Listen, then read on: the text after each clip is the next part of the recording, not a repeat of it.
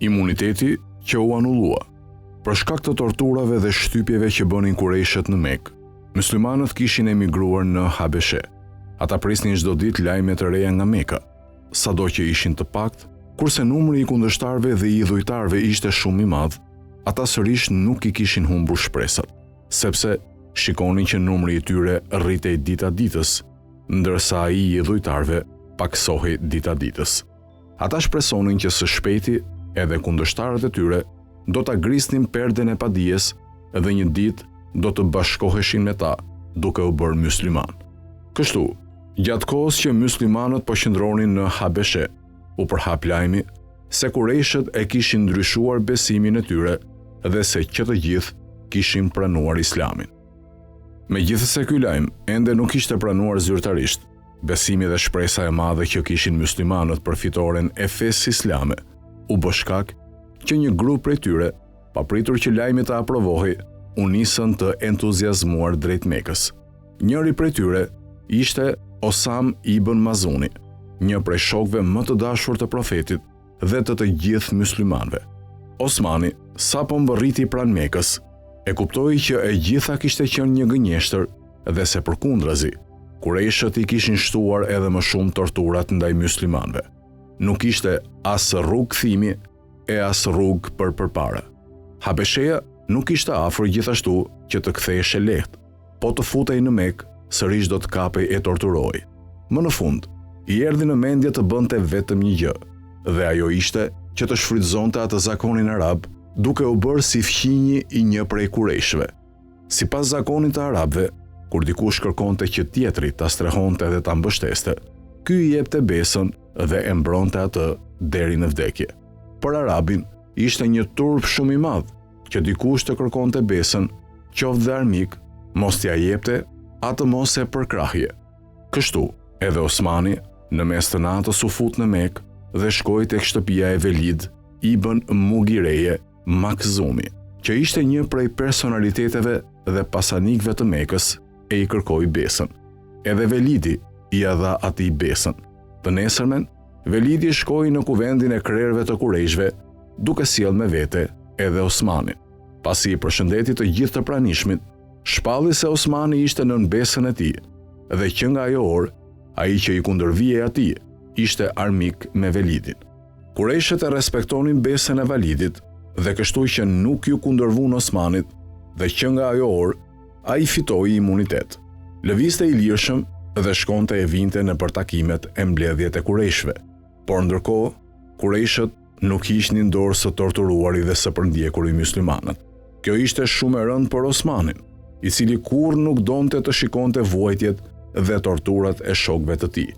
Një ditë, Osmani mendoi me vete që nuk ishte gjë e mirë që ai të rrinte i paprekur në mbrojtjen e dikujt, ndërsa vëllezërit e tij të një besimi të vuani.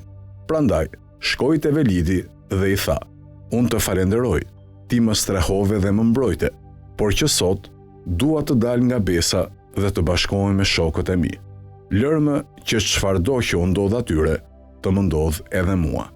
"Vëlla i dashur," i tha Velidi, "mos vallë nuk ja ke kaluar mirë dhe nuk je ndier i sigurt nga mbrojtja ime?" "Jo, përkundrazi, unë kam qenë shumë i kënaqur, por tani dua të jetoj në mbrojtjen e Zotit," u përgjigj Osmani. "Tani, me që more këtë vendim, le të shkojmë përpara Kurejshëve, siç shkuam ditën e parë, kur shpalla mbrojtjen time për ty, dhe thuaj përpara atyre që po del vetë nga mbrojtja dhe besa ime," i tha Velidi. "Shumë mirë," tha Osmani, dhe që të dy bashk u nisën për te Kurejshët. Kur u mblodhën të gjithë Kurejshët, Velidi tha: "Të gjithë le ta dinë që Osmani ka ardhur që të dalë nga besa ime." "Kështu është," tha Osmani, "për këtë gjë kam ardhur. Dua të shtoj që gjatë kohës që kam qenë në mbrojtjen e tij, nuk kam pasur asnjë shqetësim apo kënaqësi. Shkaku që dal nga besa e tij është vetëm ky. Nuk dua që dikush tjetër të më ketë në mbrojtje përveç Zotit që është një." Kështu, mbrojtja dhe imuniteti që Osmani kishte deri në ato orë u anullua. Osmani vazhdoi të shkonte në mbledhjet e Kurejshëve, pa i ndodhur asgjë. Ato ditë, në Mekë vjen dhe profeti i famshëm arab i asaj kohe, Libidan Rabie, i cili kishte shumë dëshirë të recitonte në mesin e kurejshve poezinë e tij të re, që ishte një prej kryeveprave të poezisë arabe të kohës para Islamit. Labidi doli përpara kurejshve dhe filloi të këndonte poezinë e tij. Me plot krenari dhe mburrje, ai filloi të recitonte. Vargu i parë i poezisë së Labidit fillonte me "Asgjë nuk është e qëndrueshme përveç Zotit". Për këtë varg, profeti kishte thënë, është vargu më i denjë që ka kënduar ndonjë arab. Pasi tha vargun e parë, asgjë nuk është e qëndrueshme përveç Zotit, Osmani, i cili ishte ulur aty pranë, nuk la kohë që ai të thoshte vargun e dytë të poezisë. E u hodh e tha: "Të lumt, mirë e the. Kjo është e vërteta. Të gjitha gjërat e tjera janë kalimtare dhe të pavërteta përveç Zotit." Labidi recitoi vargun e dytë dhe tha: "Çdo bekim dhe emir vdes e humbet." Kësaj radhe, Osmani e ngriti zërin dhe tha: "Kësaj radhe gënjeve, nuk marrin fund të gjitha bekimet. Kjo gjë vlen vetëm për bekimet e kësaj bote. Bekimet e botës tjetër janë të qëndrueshme dhe të përjetshme." Të gjithë u kthyen nga ana e Osmanit, nga i burri trim. Askush nuk e priste që në mesin e krerëve të kurejshve e të poetit të famshëm Labid, që kishte bërë gjithë atë rrugë për të ardhur deri këtu, që të thoshte poezinë e tij për krerët e kurejshve, që Osmani, i cili deri para pak orësh ishte në mbrojtjen e një tjetri, e tani nuk ishte as fizike, as siguri materiale, e kur shokët e besimit të tij ishin në vuajtje e tortura, të ngrihej dhe të thoshte me aq guxim ato fjalë. Të pranishmit i than Labidit që ta përsëriste poezinë e tij. Labidi filloi përsëri: "Asgjë nuk është e qëndrueshme përveç Zotit." Sërish u ngrit Osmani dhe tha: "Është e vërtetë." Pastaj Labidi tha: "Çdo bekim dhe e mirë vdes e humbet." Osmani tha: "Kjo është gënjeshtër, nuk është kështu. Bekimet e asaj bote janë të përjetshme." Kësaj radhe, Labidi u nxe shumë dhe tha: "O populli i kurejshve, ç'ju ka gjetur kështu?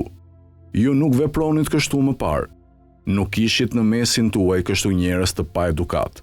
Si ka mundësi që në mesin tuaj të gjenden të tillë njerëz?" Ndërkohë, u ngrit njëri prej të pranishmëve dhe i tha Labidit që të mos mërzitej, por të vazhdonte me poezinë e tij. Mos u mërzit prej fjalëve të këtij burri.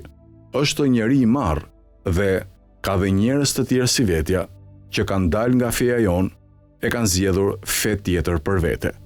Osmani ju përgjigj shumë ashpër, edhe ky nuk mundi ta duronte këtë njeri.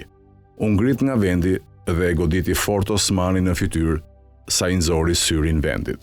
Njëri prej të pranishmëve thirri: "Osman, mos mirënjohës, ishe nën besën e një njeriu të mirë.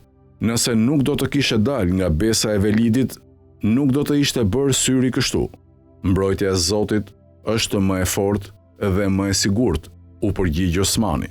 "Sa për syrin tim, dije që edhe syri tjetër është i gatshëm të bëhet si syri i parë."